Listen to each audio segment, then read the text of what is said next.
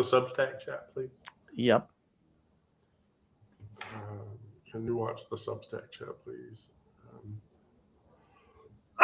Because I could, but it's I only have so much screen space. I usually bring it up anyway, so it's fine. Yeah, I do too, but I can't watch it. So. I'm trying to find it on YouTube. Oh, okay, there. Oh, great, we have people. Well, let's just go right into it. So, we're going to talk about withheld love. And so, withheld love teaches us to distinguish between connection and performance, between acceptance and tolerance. Do people tolerate you because they love you, versus do you perform for people because you love them back? And from a queer and trans perspective, as much from any other perspective, this comes with traps and pitfalls and ways to deal with it and ways to manage it. So I'm just going to go right into it. So the first point is when navigating withheld love, that's the conditional love trap. That when I love you comes with the fine print. So your parent says they love you, or your spouse, or your sibling, or anyone else, but not enough to use your name. Your partner says they love you, but not in public. Your friends say they support you, but they won't correct people when you get misgendered. They won't correct you when you say, oh, that's not his roommate, that's his husband or his boyfriend or whatever. That isn't love.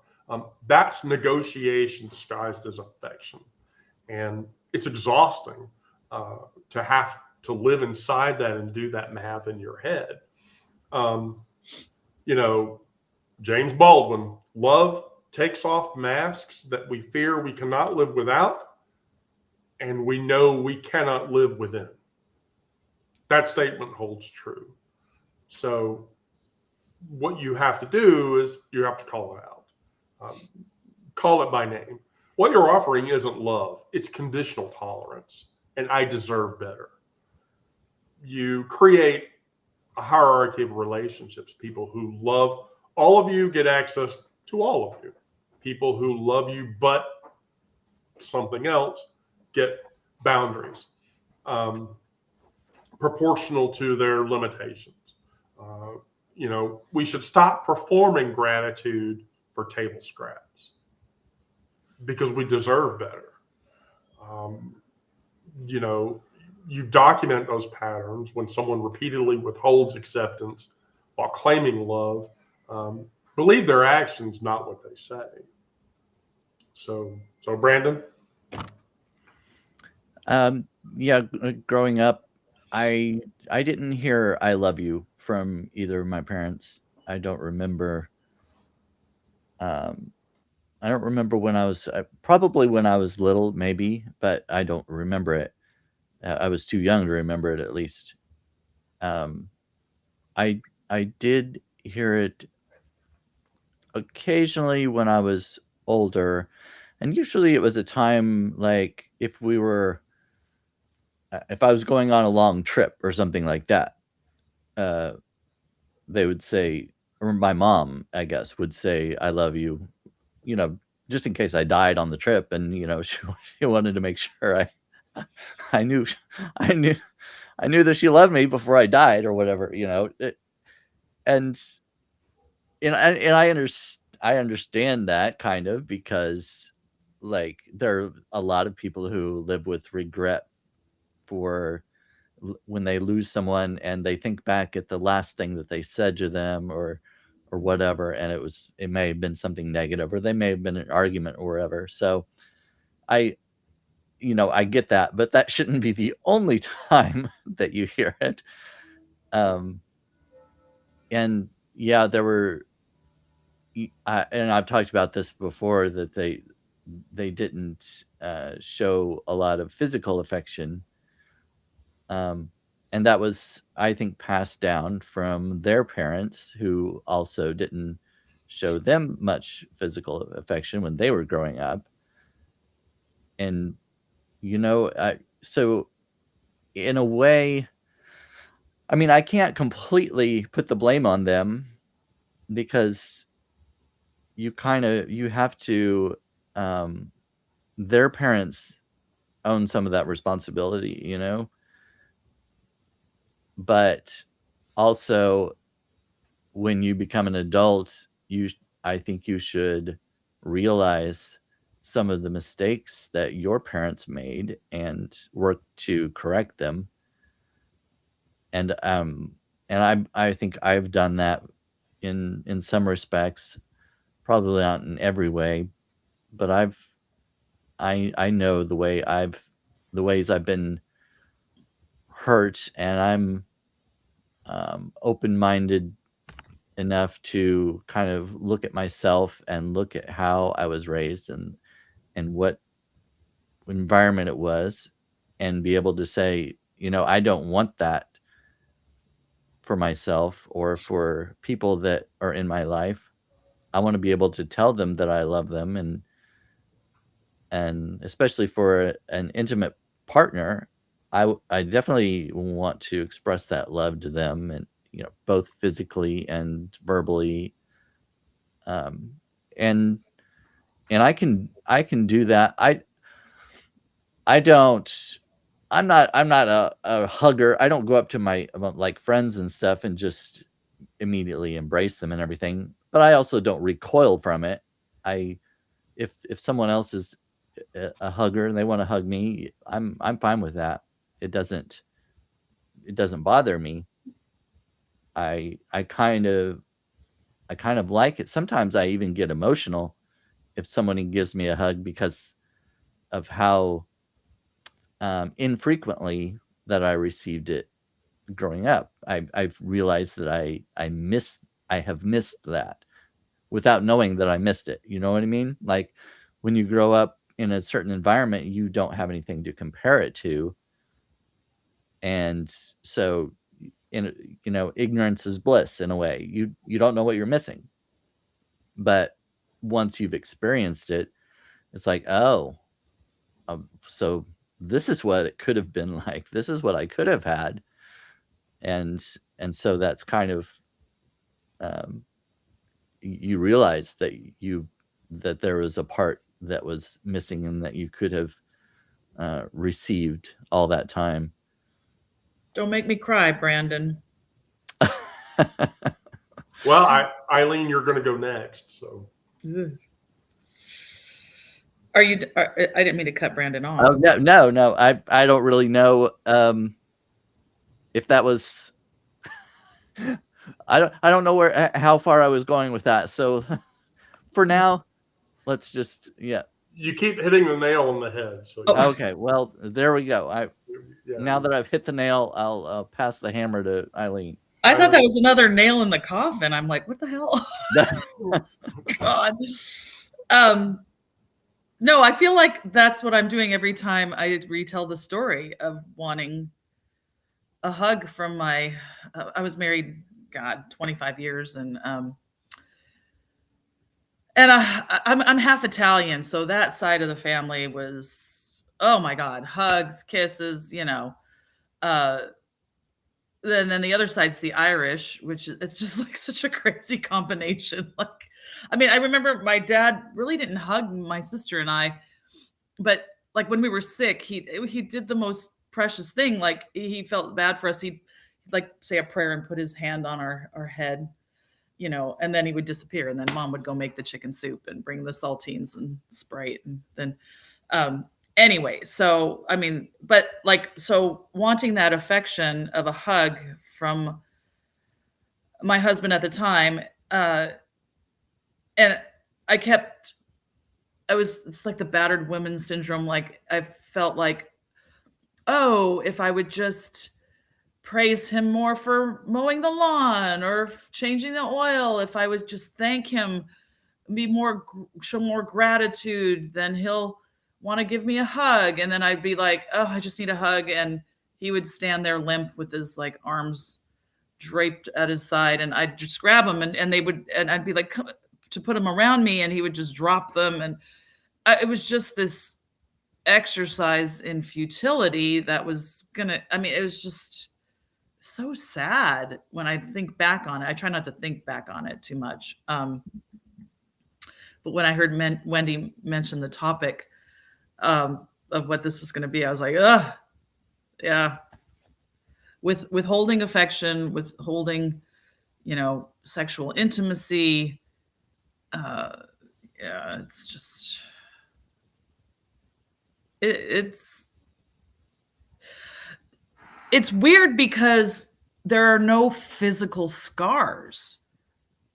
And I used to, towards the end, I would wish that he would just haul off and hit me so I could be the battered woman and have the proper reason for leaving my abusive husband. Like, nobody understood. Like, even my divorce, the lawyer didn't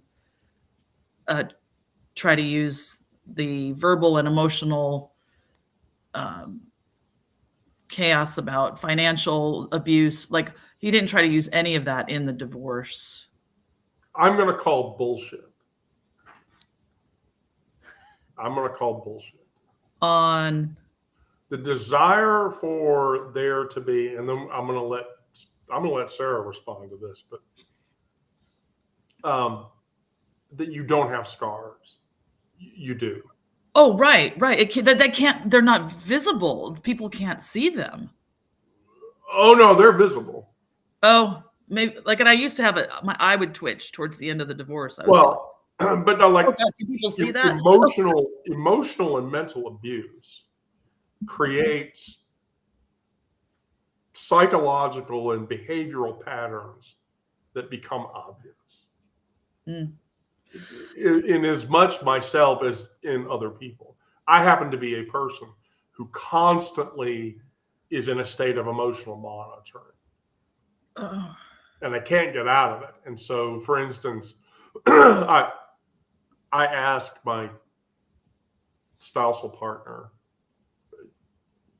we're still good, right? You love me, right? And she says, yes. And then I feel better.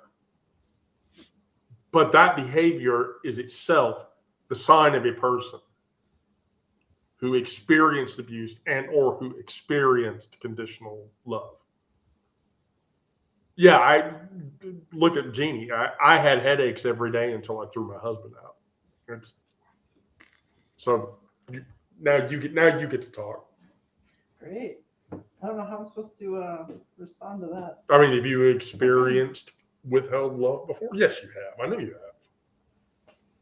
I mean, in the more immediacy, hearing descriptions, I feel like I've been the one that was withholding from Joe. Just in the time that, like, just from the one experience of him approaching it unannounced and insisting on a hug and me not reciprocating it. But I mean, that's not really the same kind of scenario. But it's the only thing that I've... Well, do you feel like Joe ever withheld love from you? Surely. In favor of watching TV, yes. That's still withholding. But that was also years ago. Yeah, but that's still withholding. I mean, that's how. Can you explain that again? I'm confused. Wait, your daughters or your? No, my soon-to-be ex. Oh. So we both worked nights, but we had different days off. So on days where he would have the day off, he would spend the entire day watching TV. And TV. I thought you said Phoebe, and I'm like, is that? No, my child. Someone's name? TV. Sorry. Yeah. No, he would just watch. He would binge watch shows on television, and instead of being willing to spend any kind of time before I would have to leave for work, and that that led to a lot of stress. That led to not feeling like did he even really want to be around me? You've got all this time after I leave for work to spend the time doing whatever you want. But yeah, the few hours that you're going to see me between when I wake up and when I have to leave for work, you're going to spend it doing this.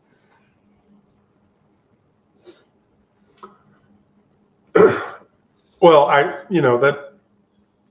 that goes right into the second point.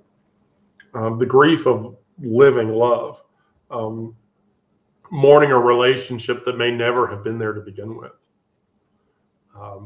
Or what could have been, Yeah, or what could have been. The white picket fence, the 2.3 kids. You're grieving someone who's still alive.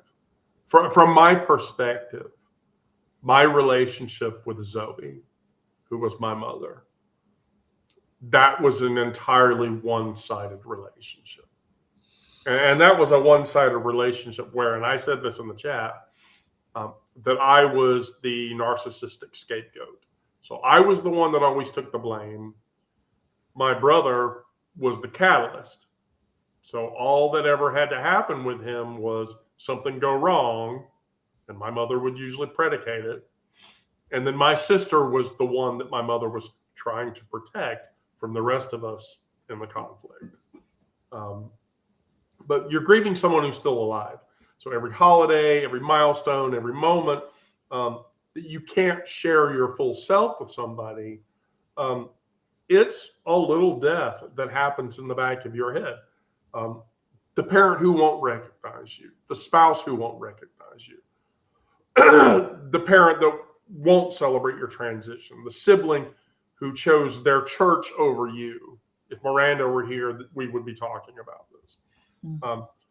The friend who disappeared when you changed, transition-wise, orientation-wise. Hell, even politically.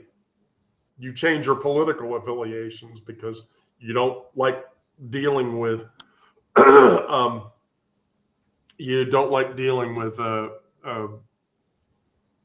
shithead orange shit stain, and you choose progressively over conservatively. That causes that hole. And so, you're supposed to move on, right? But nobody acknowledges the fact that you're actually mourning the loss of that relationship that really, in its reality, should have been safe to begin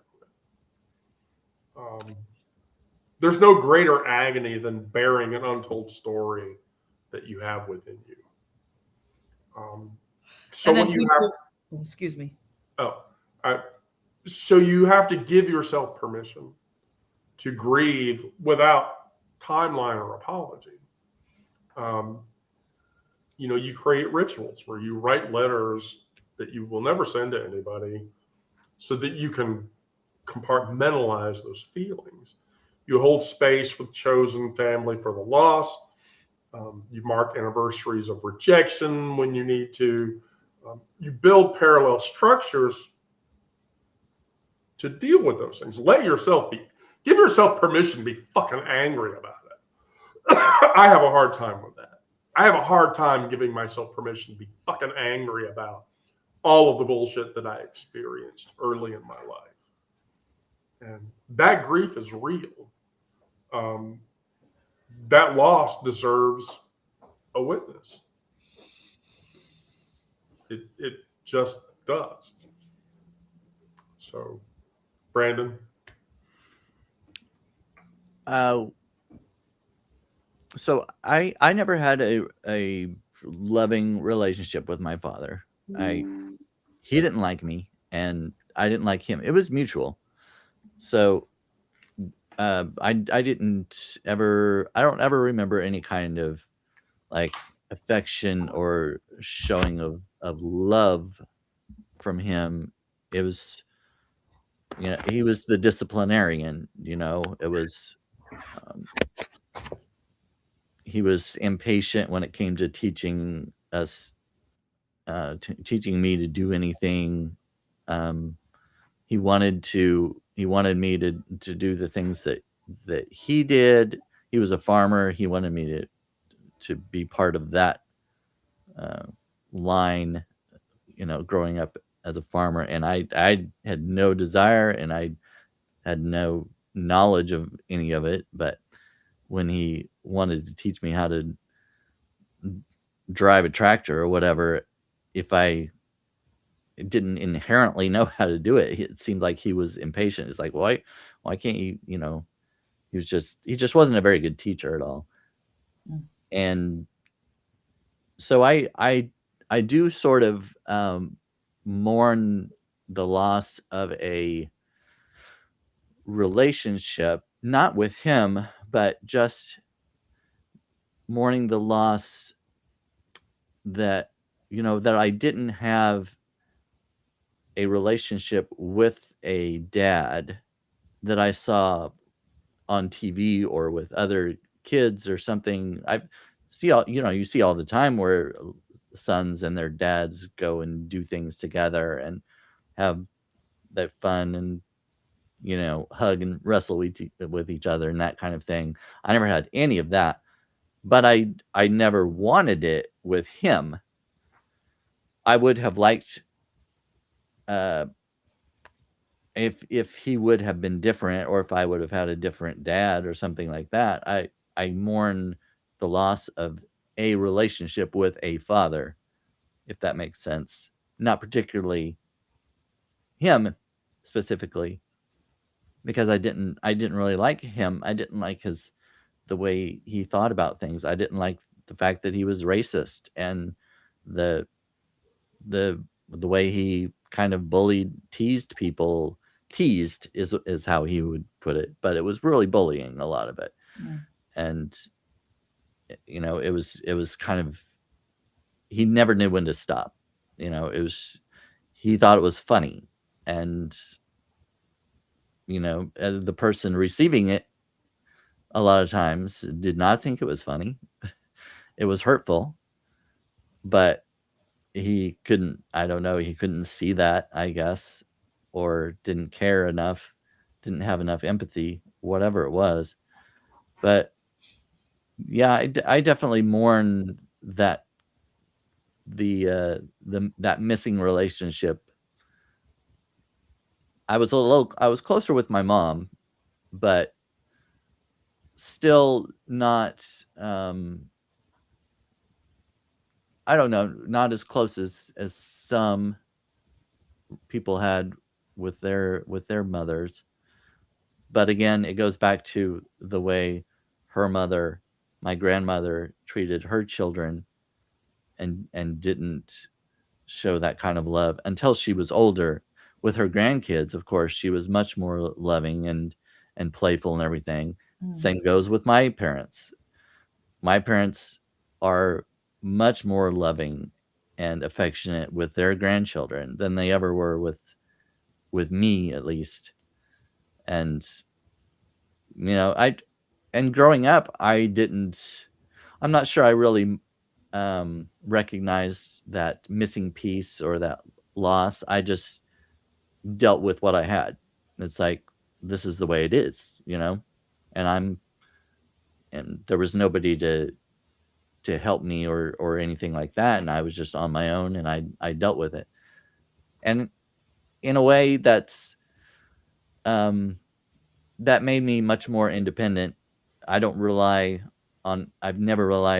tried to rely on anybody for anything. I've never asked my parents for money.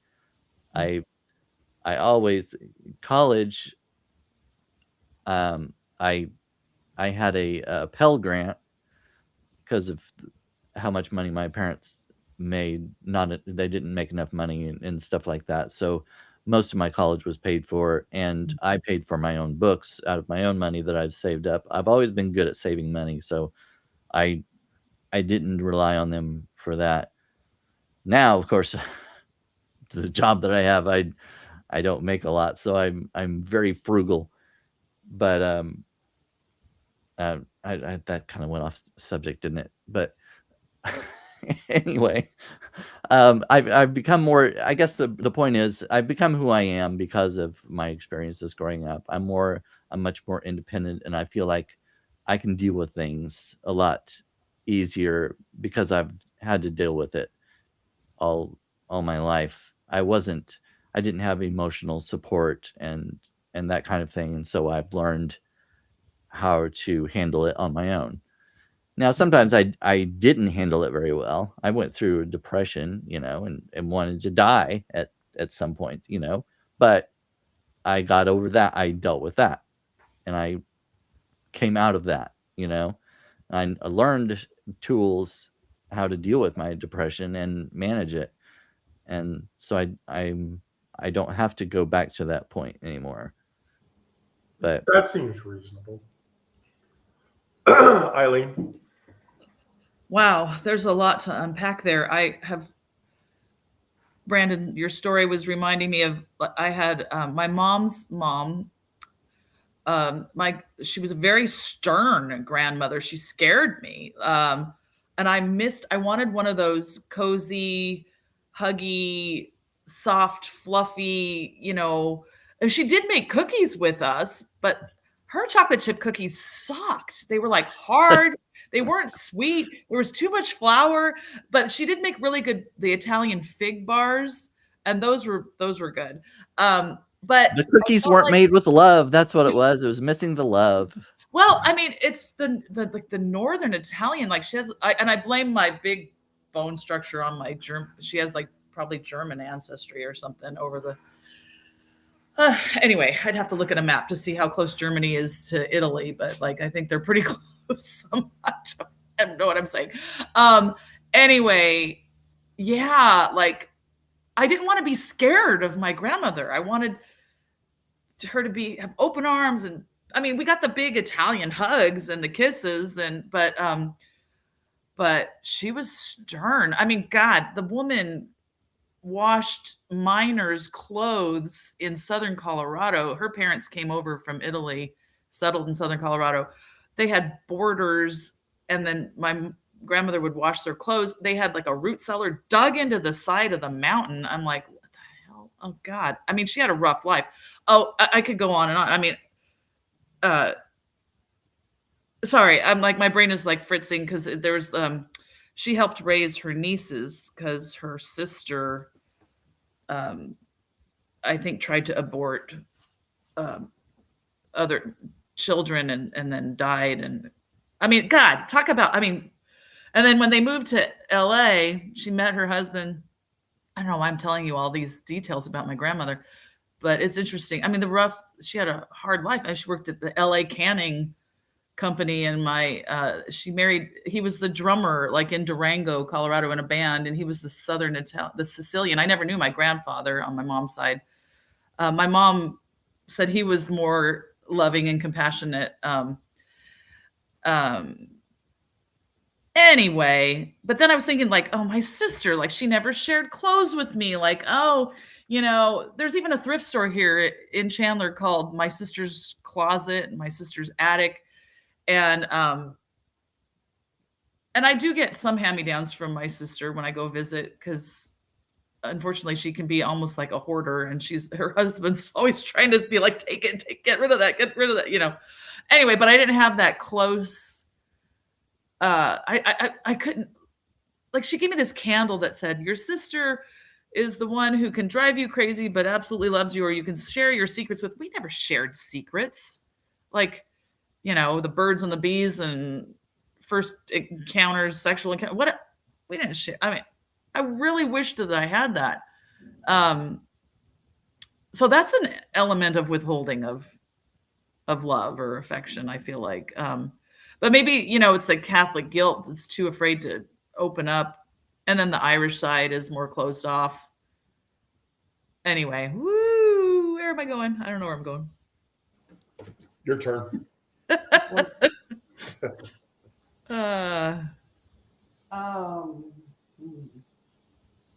What Brandon was talking about reminded me of my dad when I was growing up, and then comparing that to how he behaved with my child. So like elementary school, they had us go through learning how to play like the recorder, and then after that we got to learn to play something else. I chose the violin. I was terrible at it. but I also wasn't granted any opportunity to practice it because it was too loud. It sounded awful. I was being an inconvenience. So I never had the opportunity to practice. And so after 5th grade, I gave it up because there was no point in me practicing something there was no point in me continuing something that was going to cause them to have to pay for it because they were going to have to rent an instrument. And I'm never going to have the opportunity to practice it and get any better. So I just gave it up. But if you look at that and compare that to my daughter's experience, my child's experience, same thing. They learned a recorder, chose the violin, and we ended up, I don't even remember where we got the violin. We got a secondhand violin from someplace. And then after 2 years of being really good at it, because I didn't stifle her ability to practice. If she had to practice, because we lived with my mother-in-law at the time, who was very much like my dad in that regard. We went down to the basement, which was my living space, and she got the practice to her heart's content. And we got to the point where, like, I might make a little face or something if she, like, made a note squeak weird or something, and it just became like a little inside joke between the two of us. She didn't take offense to it, she knew I didn't mean anything by it, just like a visual cue of, hey, try that one again. And it got to the point where 6th grade in middle school,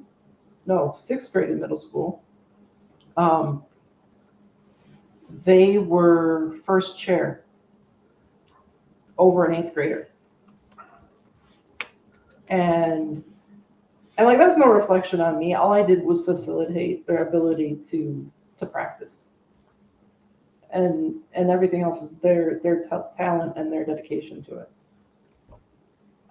But I wasn't given that opportunity because of the interactions I had with my father. But, he interacted with her differently, or them differently, because once it became obvious that there was musical talent, he started actually encouraging them to play music with him on the porch or to go out to musical events, because he was part of a group called the Silver Strings where they did live performances.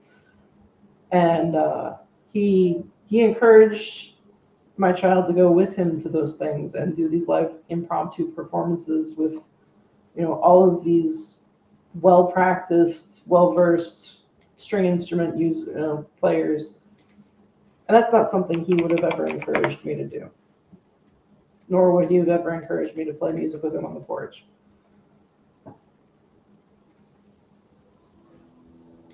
Yeah, that hurts. That hurts, yeah. Yeah, that hurts. This feeds directly into the next element of the narrative, and that's the self-love counter narrative. And this is where you become the object of the person you love.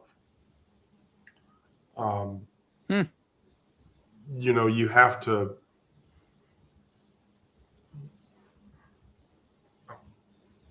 Hold on a second. There we go.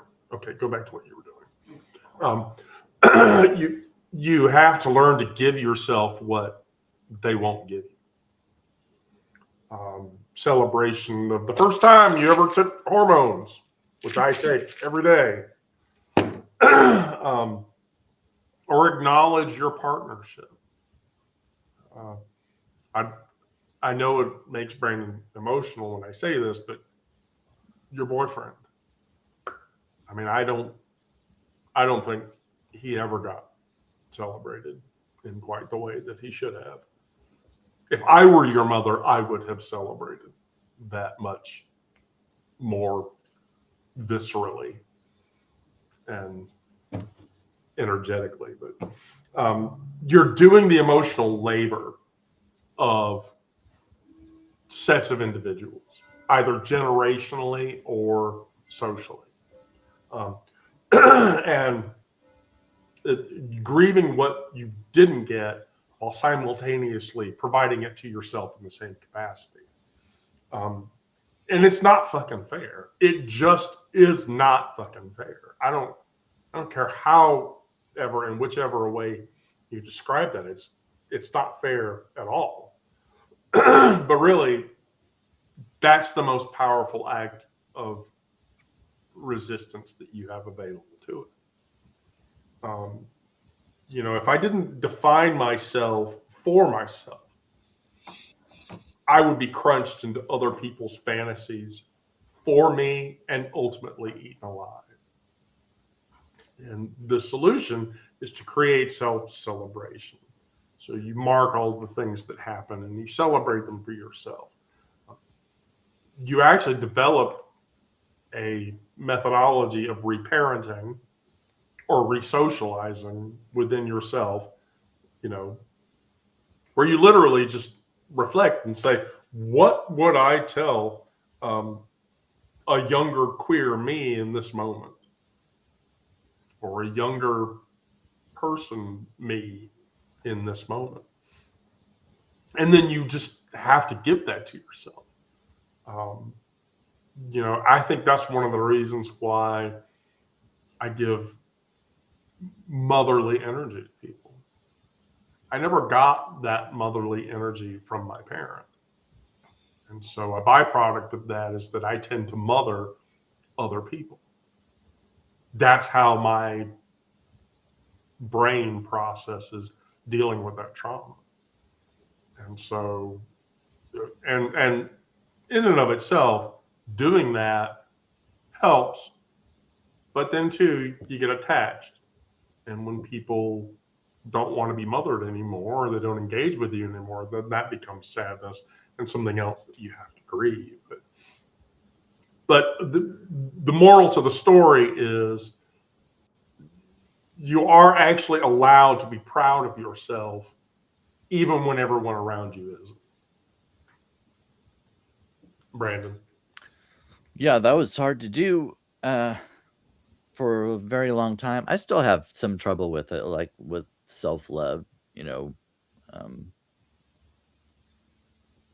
but well, going back to what you mentioned, my boyfriend, when he died, my mom sent me flowers when he died, which was a little surprising, but she knew that he meant something to me. I don't know if she knew or wanted to know the extent of it, but she did recognize that. But yeah, as far as self-love, I've always had trouble with that. Well, like I said, I pretty much hated myself at one time, but I don't hate myself anymore. There are some times that I don't. There are always things I don't like about myself. I mean, I think that's true for almost everybody, though. But I'm a lot more accepting, I guess. Like, this is the way it is, and I'm okay with it. At least content, I think you can be content with things and still want more.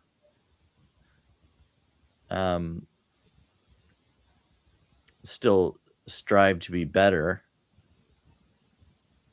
So as far as self-love, I do like the way I am. I like things about myself. I think I'm good at some things, or at least decent,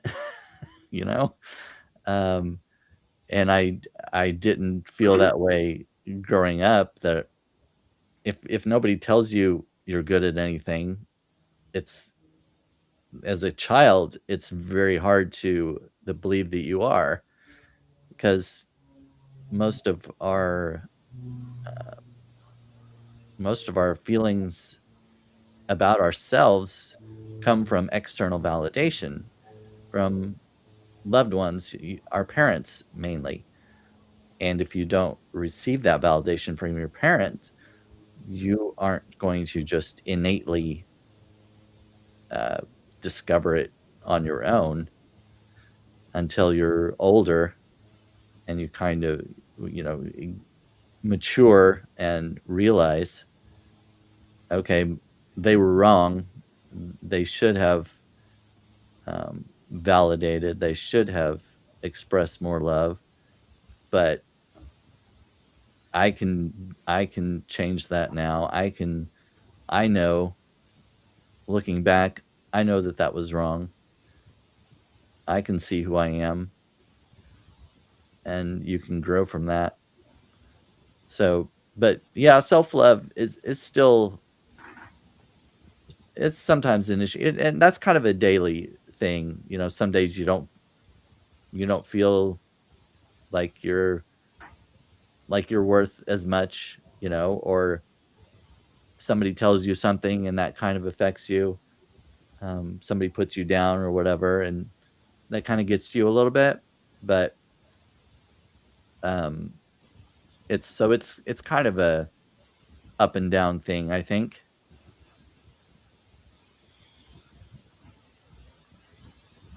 So anyway, that's Eileen?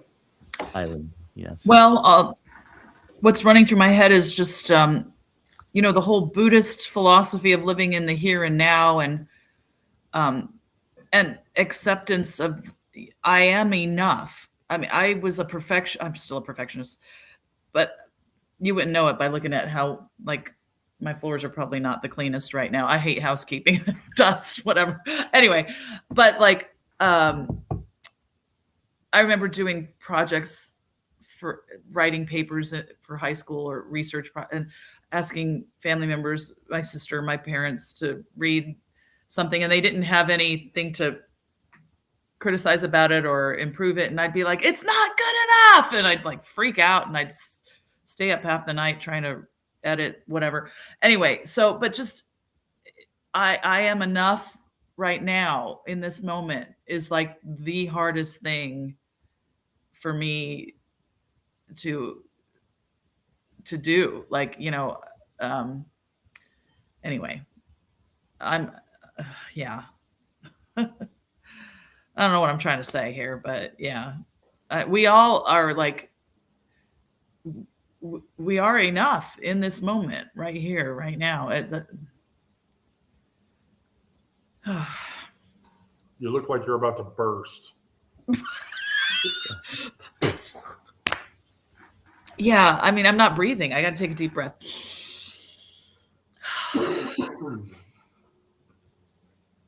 I don't know that I would have anything to tell my past self, my younger self.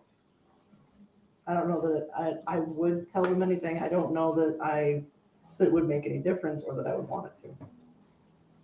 Because in my mind, I had to go through everything I went through in my past to get to where I am now, to become who I am. You wouldn't ask your past self, like, certain questions? No. Okay. No, because I know as I dig through things, they were things that I knew in the moment, and then I chose to bury because there was no way for me to deal with them. Oh, I did the same thing. Wendy was always in the back of my head, and it was all I could do to bury her. Drinking, fighting, whatever. It's whatever I could do to silence that voice, because I didn't want to fucking hear it. Also, I mean, if I was to change anything about my past, I mean, I have a child that I wouldn't trade anything for. Right. So that I would jeopardize that by changing any of it. Yeah. Yeah, I feel the same way. Which leads right into the next aspect of the topic, and that's reclaiming that joy. The inability to love you fully. So, Brandon, the inability for you to be loved fully does not negate the capacity for your own joy, your own connection, and your own ability to thrive.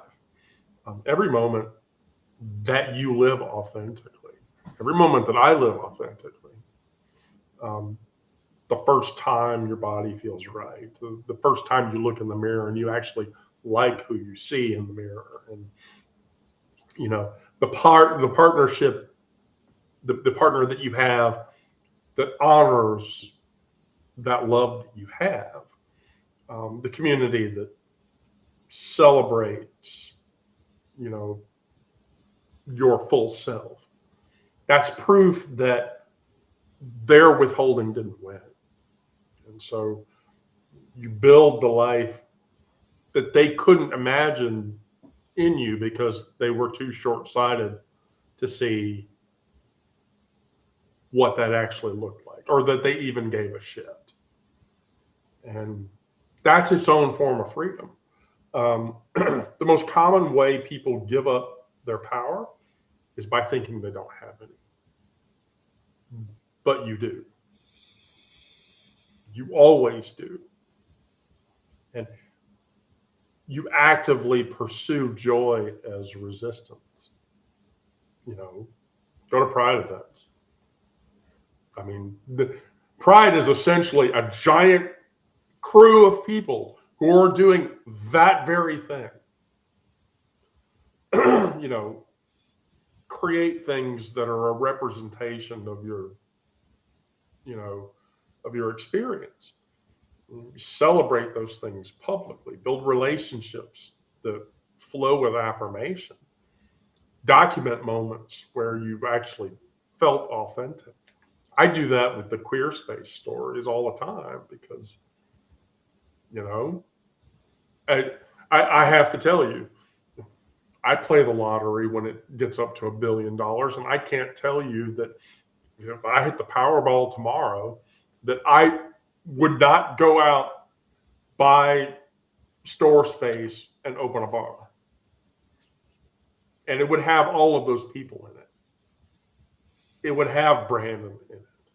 It would have Eileen in it. It would have Sarah in it.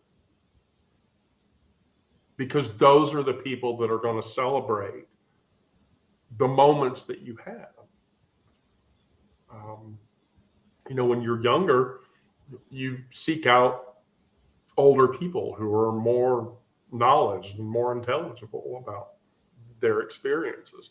When I started my transition, I had the opportunity to talk to a trans woman who had transitioned in the 60s, late 60s.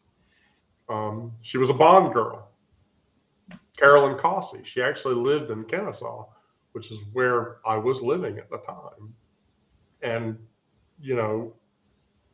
I was able to understand her own joy, and as a result, develop my own joy. Brandon? Yeah, mentioning Pride Fest. That's a place that I always feel really comfortable, and it's so fun, and I always love it. But it's also kind of sad because it's only in June. As soon as that month's over, you're done for the rest of the year. And there are a lot of Pride Fests that happen at the same time, and you can't get to all of them. And I kind of wish it would be spread out, like I could go to this one this month, and some of that does happen. Like I went to one in July, and there's one in September or October that happens in different places. We just had our Chandler Pride in November because it's too blazing hot to do. Oh it. yeah, well yeah. I mean, I kind of like the heat. You wear less clothing, but it is nice to kind of spread it out throughout the year. But yeah, having those spaces really helps you to be yourself and to express that self-love. And sorry, but I'm gonna have to go because I'm gonna go live with KR Byers in just a few minutes, and I want to invite him on and talk to him just for a minute before. So You're good. I'm gonna duck out. So, but I've enjoyed this topic, and I appreciate you all. We got to the last point, Brandon. That's why I picked you first. Oh, okay. Well, thanks. Oh no, of course. All right. See y'all later. Bye. All right, Eileen. What was the question? Reclaiming your own joy. Oh,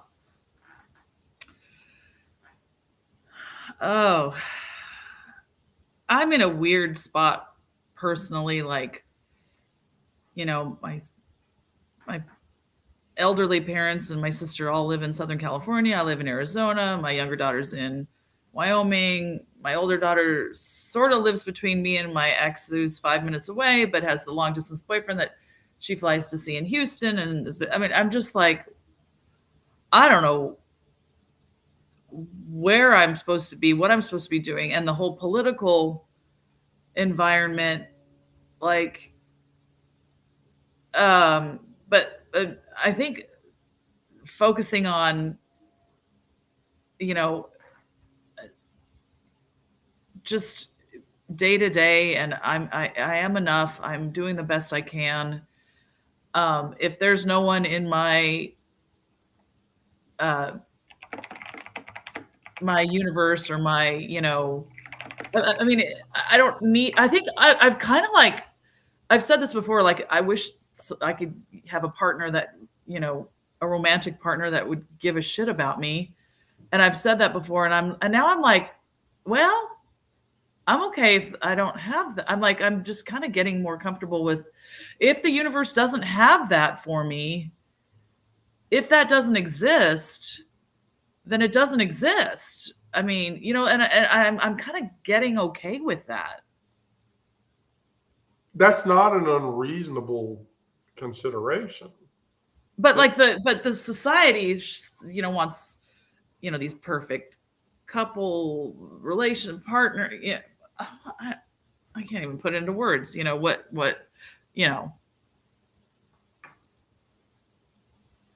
Fuck what society says. Yeah. I mean, honestly, fuck what society says. Society lives in this weird binary where you have to be married and you have 2 kids and you have a white picket fence. I don't give a shit about that. And I just keep going back to these elders in my UU community. Almost said her name out loud. One of them did start women's studies in the 70s at ASU, and another lady who was the dean of political science and writes this legislative newsletter update. And I mean, and they're so inspiring because one of them still does her hikes and takes pictures of, makes a calendar with these beautiful photographs around Arizona and camping. I mean, she used to go like backpack hiking for days. I'm like, these women are so strong and inspiring. And the one who started the Women's Day, she's like, I love living alone. I love my alone time. But yet she's also very plugged into like our Voices Lifted singing group and, American Association of University Women speaking at their fall event. Like we can be plugged in socially, but we don't have to live these lives that, society prescribes that then you're normal, Fuck normal. Fuck normal. Sarah? I don't really know exactly what reclaiming my joy looks like. I mean, there's been little expressions of that where I'm realizing that I don't, like, I'm here because I can just get up and go. So I guess in some ways that's me figuring it out. Well, to bring it to a close before we get to the top of the hour, which we're actually close to. You deserve unconditional love. You deserve it. Eileen deserves it. Brandon deserves it. Jinx deserves it. You know, the kind that shows up, the kind that uses your name, the kind that celebrates who you are and who you're becoming, and never asks you to confine yourself to a container or, you know, or to anything else. You know, if your family of origin can't give that to you, if your spouse of origin, you know, if your spouse can't give that to you, you have full permission to build whatever family you want socially. Family is just a social construct. It's not about blood that you share with people. I mean, that is by definition family, but family as a social construct is who you decide to share, you know, that relationship with, and you have the permission to build that. The love you create would ultimately be more honest than the love that you ever received. It would be more resilient. It would be more real than anything that any condition could erase or force to not exist. And you have the right to do that. Why would you not? And ultimately, why would you not choose to do that? You're not asking for too much. You're asking for what you need for human dignity. And you're right to demand it. You should. Because you deserve that. What you need for human, what did you say? Dignity. Dignity. Yeah. You know, that's what you do. There's no other way to describe it. Unconditional love. Everyone deserves unconditional love. Do we get it? No. But do we deserve it? Oh, fuck yeah. Do we want it? I think most of us do. But, you know, again, that turns into, am I giving it to myself because I can't get it from these other sources? That's just reclaiming your own joy.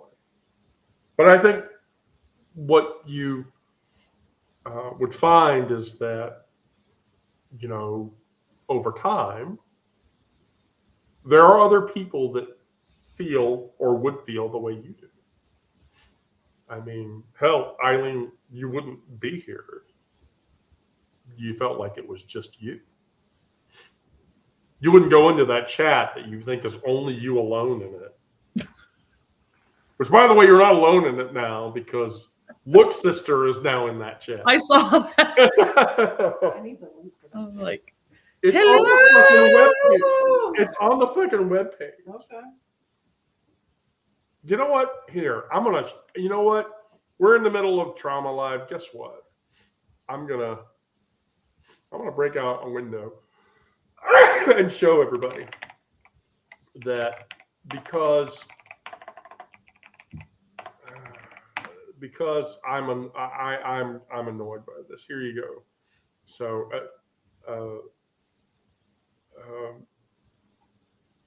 it's going to be this one. There we go. We're going to share this one. All right, share. All right, so everybody can see that, right? All right. So up here in the top right of the window is the word chat. Now, I'm not sure, does everybody understand what the word chat means? Now, chat means to communicate with other people. So here's what you do. You click on the chat button, and that opens up this window, which is the ye old chat parlor. And then I'm going to depart from the chat. So you join the kingdom, you give a username, your your email address, and then you create a strong secret phrase that only you know to enter the kingdom, and you click join kingdom, and then you give your username, and you use your username, not your email address like some people did. There were some people that tried to use their email address. I'm not going to call that person out. I'm not tech savvy. But you use your username and then your super secret phrase that only you know about, and then you enter the parlor. So here. Oh, I finally found the live. Oh, shoot. Let me clock out. I'm sorry. I was like, what? I was just looking at the YouTube. Here you go. Now I'm going to go into the parlor and see, I've entered the parlor. Yeah. Hi out there. Yep. There you go. So now, no. everybody has seen the chat feature that I spent a week, by the way, writing. Took me a week to write it, but I wrote it and it works. So now there's chat on thistlingmoss.com. Now be aware, there's no spell checker. There's no deleting messages. So whatever you type is going to be preserved. And if people start kicking up the dust in there, I'm going to go in and do evil hacker shit. So that and then you said 2 days. I mean, anything out there can be screenshot and saved for. Yeah, but that chat is 2 days. If it's older than 2 days, it's gone. You won't see it. That's like the Signal one too. Yeah. So, but we have a secure Signal chat, and if you become a paid subscriber, you get access to the Signal chat, and that's where you get to see super secret shit happen. So, super secret shit happens there. I'm about to get angry. I think I'm about to get angry. We're gonna see. I think I'm about to get upset. Uh-oh. What's going on? Well, we're gonna see. We're gonna see. Okay, my DoorDash order. I'm DoorDashing because I'm lazy. Okay. So those were my closing thoughts. Do you have anything, Sarah? No. Okay. Eileen? Are you okay? Are you angry about your DoorDash order or something? Yes, I'm officially pissed off about my DoorDash order. Oh, I thought you were looking at something in a Signal chat, and I'm like, what's happening? No. Okay. No. If it was something in a Signal chat, you would know because you're already in all those channels. Yeah. Okay. No. I hope I don't bore people with some of the same old weird bullshit that I'm literally trying to bury and forget a lot of these things that I had journaled about and wrote and kept, diaries for evidence for why I was getting a divorce and what I was, and then I've thrown a lot of, I think I burned some of them, shredded some, because I'm done. I need to build more, just I'll never, you it's like a pearl, and you get this, you never entirely get rid of it, is what I'm trying to say. No, you don't. No, you don't. By the way, Eileen, I'm going to suggest that you continue to participate in Trauma Live because I think it helps you. Please don't stop volunteering for Trauma Live. All right. And then my schedule is all over the board. I don't know if I'm coming or going half the time. So don't take it personal if I don't show up for a while. It's I don't know what I'm doing half the time with my schedule and life. You're a person who rides in things that go really high in the air. I'm so sorry you got sick after your Vegas trip. I'm not going to name the entity for and in which you work, but I will say this. I rode on that entity on the flight back from Vegas. It's not called the Dirty Bird for nothing. Well, here's the deal, though. I ran all the way to the far back. I took the far back seat. By the way, I may have shown a picture of you to stewardesses who were on that plane and asked them if they knew who you were, and one of them said yes. Oh, there's 22,000. Yeah, she told me that too. There's 22,000 stewardesses for that entity, like but regardless, so 10 here's the thing. bases. So there's no assigned seating on said. Not till January 27th. I'm having a heart attack. Okay, go ahead. Yeah, so no assigned seating. And so I told Aubrey, all right, we have to get on the plane as quickly as we can so that we could go all the way to the back because nobody takes the back seats. And sure enough, the far back seat on the left-hand side of the plane, there was a seat between us, and there was an entire seat between us for the rest of the fucking flight because That's nice. nobody wanted to take that seat. Yeah. So now, legitimately, I will say this. I'm a person who has mobility issues because I have a bunch of titanium in my body. Yes. But I did not do this, but people do this for your specific entity. And I know you know what I'm going to say is people abuse the wheelchair seating deal. We have a lot of miracles at the end when they get to their destination. They get up and walk. They get up and walk. Yeah. We're going to have assigned seating January 27th. Oh my God, really? Yeah. Wow. And there's some of those seats that you can pay for with the extra leg room. Here's the thing. Get a different snack. I'm like, what's happening? I'm just going to tell you. The experience on your entity that I am not saying the name of in any way whatsoever blows the doors off of Frontier or Spirit. Thanks. Airline. Yeah. And we're our own thing. We're not like a major. We're not like a commuter. We've always been a maverick. I'm using all these code words. Yes, maverick. My Spirit experience was literally, I got on the plane and there was a dude next to me and he sat down, reeked of marijuana, and he was like, oh, dude, I'm sorry, man. I had to smoke like 3 joints before I could get on the plane, so I won't be too nervous or whatever. And I'm like, oh, we get that too. It depends on what city pairs. Spokane, Reno, Denver, San Francisco, California cities. Yeah, it can be a bit much. Having the infused beverage before we went through security in Denver. An adult beverage? What? No, what? an infused beverage. An infused beverage. About this tall. An infused THC influenced beverage. A beverage, 10 milligrams of sativa gummy. There may have been some infused chocolate too. All of this and some Dramamine so that she could get through the flight. And then we were delayed for 4 hours. Oh, God. Oh, Lord. We should do trauma airline chat. No.